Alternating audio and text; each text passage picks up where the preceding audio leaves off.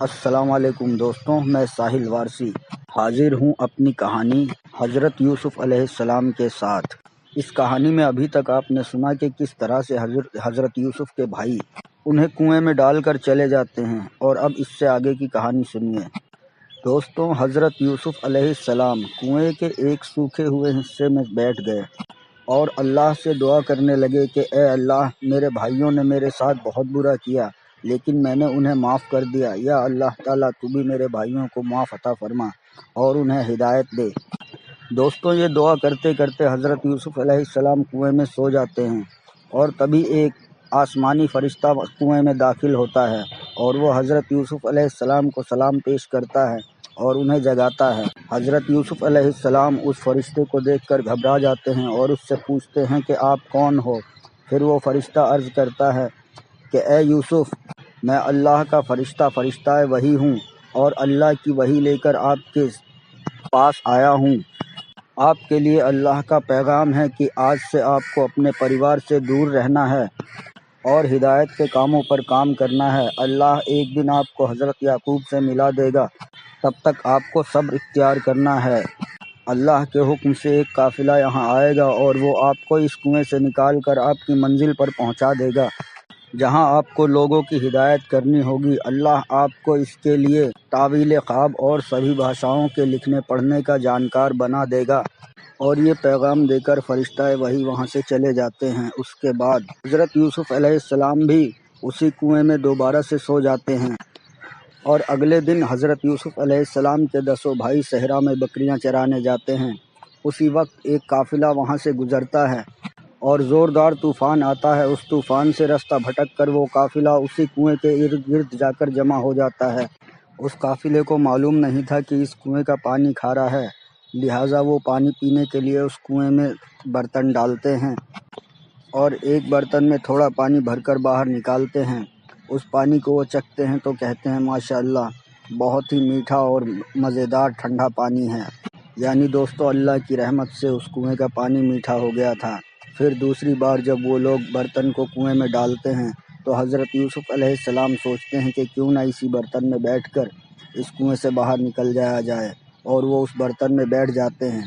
جب قافلے والے کنویں سے برتن کو باہر نکالتے ہیں تو اس برتن میں حضرت یوسف علیہ السلام کو دیکھ کر سبھی چونک جاتے ہیں۔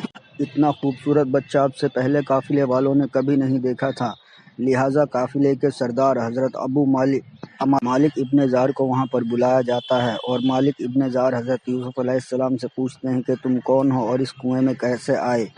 حضرت یوسف علیہ السلام سوچ میں پڑ جاتے ہیں کہ اللہ کا حکم تو ہے کہ تمہیں یہاں سے دور جانا ہے، لیکن اگر میں انہیں اپنا نام اور پتہ بتاتا ہوں تو یہ مجھے میرے والد حضرت یعقوب علیہ السلام کے پاس پہنچا دیں گے۔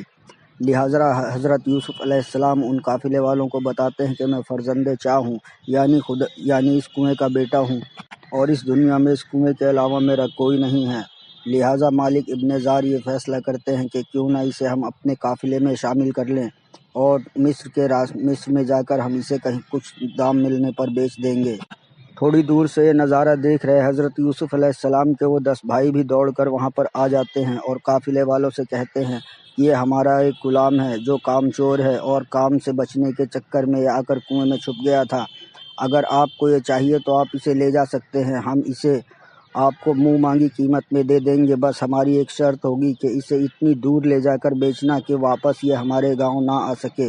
قافلے کے سردار کو یہ فائدے کا سودا دکھائی دیتا ہے، اس لیے وہ ترنت ہاں کر دیتا ہے، اور محض 18 درہم دے کر وہ حضرت یوسف علیہ السلام کو خرید لیتا ہے، اور حضرت یوسف کو بیچنے کی ایک صنعت بنائی جاتی ہے۔ اس صنعت پر حضرت یوسف کے 2 بڑے بھائیوں سے چھوٹے شمون نامی بھائی دستخط کرتے ہیں، اور وہ قافلے والے حضرت یوسف علیہ السلام کو لے کر وہاں سے چلے جاتے ہیں۔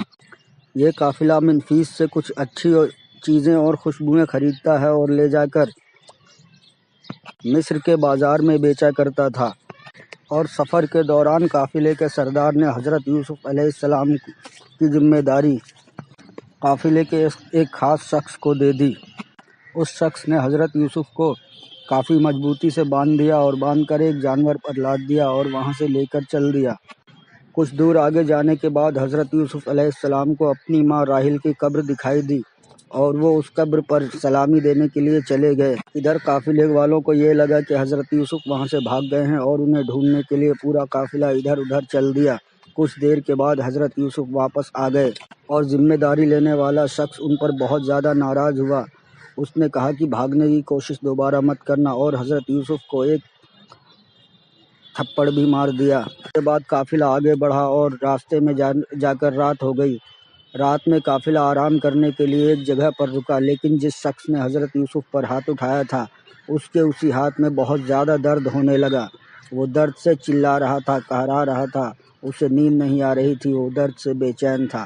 حضرت یوسف نے جب اسے تڑپتا ہوا دیکھا تو حضرت یوسف اس کے پاس آئے اور انہوں نے اس کے ہاتھ کو آرام سے رب کیا اور اللہ سے دعا کی، اور اس کے ہاتھ کا درد ٹھیک ہو گیا۔ اسی وقت وہ شخص حضرت یوسف علیہ السلام کو سمجھ گیا کہ یہ کوئی معمولی انسان نہیں ہے۔ اس کے بعد راستے میں قافلے کے ایک بزرگ کو بہت زیادہ طبیعت خراب ہو گئی، اور قافلے والوں نے کہا کہ اس بزرگ آدمی کا بچنا اب ممکن نہیں ہے، اس لیے اسے یہیں پر چھوڑ دو اور قافلہ لے کر آگے چل دو۔ اس بزرگ کو وہیں چھوڑ کر قافلہ آگے چلنے لگا، لیکن حضرت یوسف علیہ السلام نے کہا کہ اس بزرگ کی خدمت میں کرتا رہوں گا اور انہیں اپنے ساتھ لے کر چلو، انہیں راستے میں اس طرح چھوڑنا ٹھیک نہیں ہے۔ حضرت یوسف نے اس بزرگ کے لیے ایک مسہری ٹائپ کی چیز بنائی اور اس پر انہیں لٹا کر جانور کے پیچھے باندھ دیا، اور اسی پر وہ لیٹے رہے اور حضرت یوسف ان کی دیکھ بھال کرتے رہے۔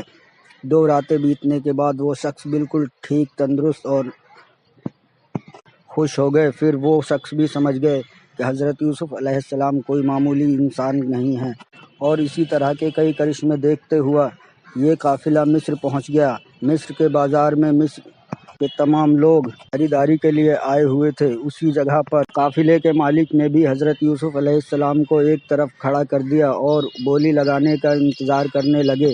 مصر کے لوگوں نے جب حضرت یوسف علیہ السلام کی خوبصورتی کو دیکھا تو انہیں یقین نہیں ہوا کہ اتنا خوبصورت بچہ بھی ہو سکتا ہے، اور وہ لوگ بڑھ چڑھ کر حضرت یوسف کی بولی لگانے لگے۔ اسی وقت وہاں پر عزیز مصر بھی کچھ غلام خریدنے کی غرض سے بازار آتے ہیں، اور ان کی نظر حضرت یوسف علیہ السلام پر پڑتی ہے، تو انہوں نے حضرت یوسف علیہ السلام کے لیے بولی لگائی اور حضرت یوسف علیہ السلام کے وزن کے برابر کا سونا اور چاندی دے کر انہیں خرید لیا اور خرید کر اپنے گھر لے گئے۔